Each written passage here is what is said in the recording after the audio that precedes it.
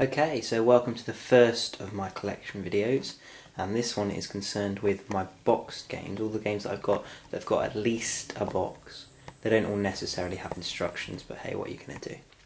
Now, I have a real quandary when it comes to boxed games, because obviously as a collector everybody loves to have the boxed games. The problem is, obviously back in Super Nintendo days, they tended to use some of the cardboard boxes, which over time don't really last as well, and so because of that some of them are in pretty bad condition. This one's got a massive rip down, which we'll get to in a minute, and in fact some of them, when I first got them, I had to ask myself, was it really worth even keeping the box at all? Because look at Jungle Book, there's no inner tray, it's basically just a cardboard tube, and the problem is obviously that games like this take up far more room in their boxes than if they're just the games by themselves, which are tiny cartridges and can be slotted together. However, some of them are really worth a look. Now, I've got to admit, some games I haven't played, I haven't got a clue what they are, we'll get to them, but some games I think, I'm not sure, but I think you can only use with the Super Scope, which I don't have, so some of them are a bit pointless. And like I said, because most of them are from eBay and places like that, they've got writing and stuff on. Now I can promise you that that was not me, because that is not on. But anyway, let's look at some of the better games. Let's start with a classic, Legend of Zelda, Link to the Past. Now the thing with Legend of Zelda is obviously it is a massive game, and if you try and buy it nowadays it's going to cost you an arm and a leg. So in my opinion, what is the point in paying slightly less for just the card? You're still going to be paying a lot of money. You may as well shell out and actually get a decent copy of the game.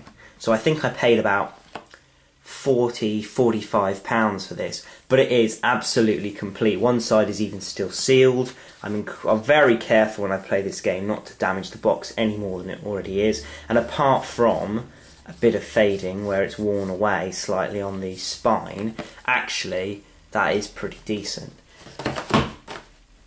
Some of the other games, not as good a box, but Illusion of Time, again, it's another classic. I've got to admit that I haven't played it an awful lot, so I'll have to do that when it comes to the review. The thing about this one though is that although it's the UK title on the box, Illusion of Time, it's actually the American booklet, so there we are, a bit of mix and matching. I think, if I remember rightly, I could not find a copy that I was willing to pay money for that had the box and the instructions, so I actually have two copies of that game. I've got the UK game, which is in there with the UK box, but I also bought the American game that only came with the American instructions. So after a bit of mixing and matching, I've slammed those to get those together.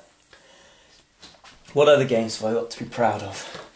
Super Mario RPG, Legend of the Seven Stars. Now if you're across the pond you might think, oh well, whoop-de-doo, that's not that impressive. However, this game I can play, which makes it hugely valuable, because this one right here works on an adapter, and there are very, very few that do. This is the third copy of Super Mario RPG that I had to buy before I found a copy that actually worked on an adapter.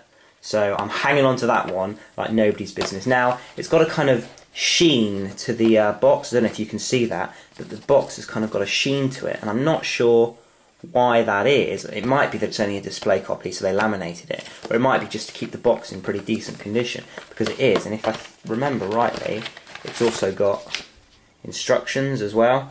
So again, that one's worth extra because it works in the UK, which very few of them do.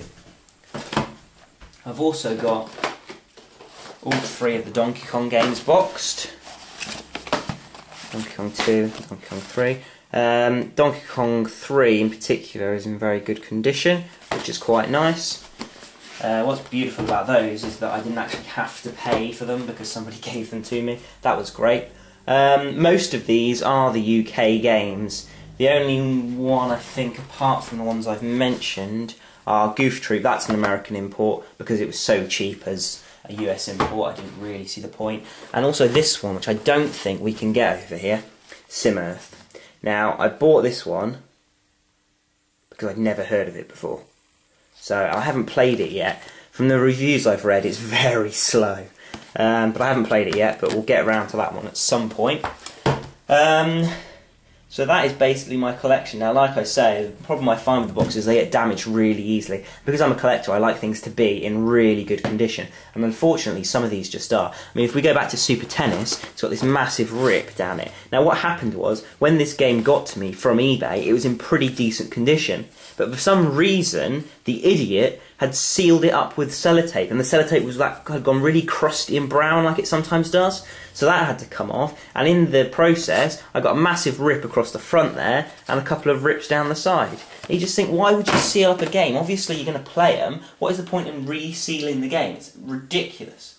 Some of these games are pretty rubbish. I mean, I can just tell that this game is going to be bad. I've never played it, and as for this one, well, even when I played this as like 7 or 8 years old, I could tell it sucked. And if you can tell a game sucks as a kid, then it is just going to blow when you're an adult.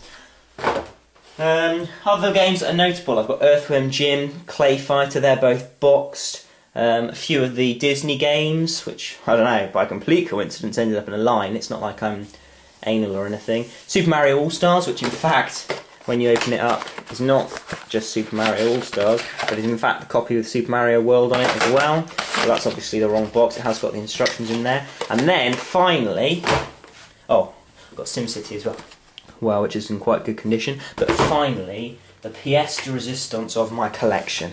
I love this game. I love this game for many reasons. One being that it is an amazing game, and no matter what you hear about it, it's never unfounded. This game is incredible. Secondly, because obviously it's, you know, pretty rare, you can't get this in the US for a start, and the UK English copies are really, really hard to find. I got this one for Christmas from my parents a couple of years ago, and it is amazing condition. It's got everything in it, and I am incredibly careful when I open it so that I don't damage anything inside. Now I think, yeah, it's also got the instructions obviously, but Terranigma is a genius game, and we will get around to it at some point, just like we'll get around to all of these. But that one is the one. If I had to get rid of my entire collection and keep one game, it would be this one, just because it's so worthwhile. When I was about, I don't know, 11 or 12, I went to Greece for a holiday, and I saw it in a shop, and I picked it up. And I was really, really impressed with it. And it was only years later, after I'd got rid of my initial Super Nintendo games, like all of them, because my Super Nintendo broke, that I found out how expensive and how rare it was. And I was so gutted that I got rid of it. And it took me years to get another copy. So anyway, that is the extent of my boxed games collection.